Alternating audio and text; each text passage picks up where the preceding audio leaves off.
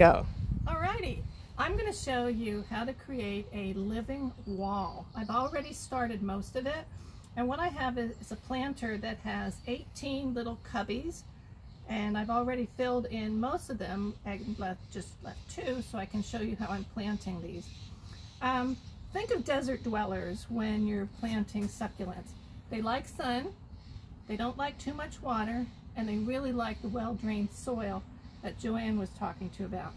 So I'm just going to add a little bit more soil into these pockets, and then I'm going to take my succulent out of its pot and I'm going to clean off those roots a little bit so I can get those roots to grow down into the soil that I'm planting in there. And this is the direction that I want my planter to hang. And so I'm kind of planting my succulents so that their little chins are resting on the edge of the planter there, just to give it a little bit more interest. And I'll stick that soil down in there. And yes, it does get a little messy.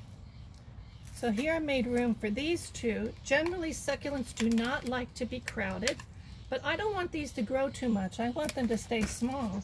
And so I'm deliberately crowding these plants. And again, I'm going to put their little chins down here on the edge of the planter.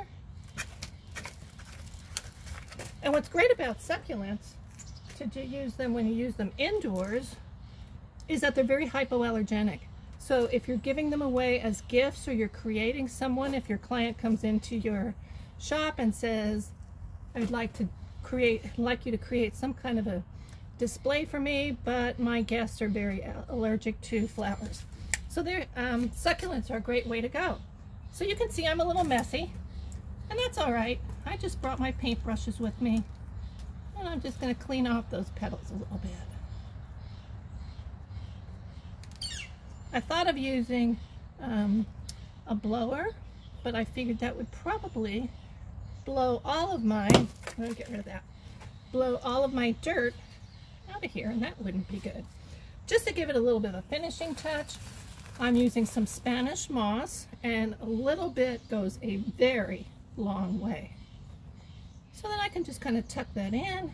I can use my paintbrushes to get that down in there a little further. Give it some interest here on the end. And I'm going to let this planter sit for several weeks flat, because when I hang it on the wall, I want to make sure that all these succulents are solidly grown in there and aren't going to come tumbling out when I hang it. And there you go. You can just finish up by cleaning it off a little bit more. But that's the gist of it. Now you've got a living wall. I talked about watering the succulents. I'm using a long nozzle, blunt tip syringe to water my succulents so that I can stick the syringe down into the pocket and water my succulent roots directly. So I'm not spraying this with any kind of hose or spray bottle, because I don't want these leaves to get moldy. And that is a living wall.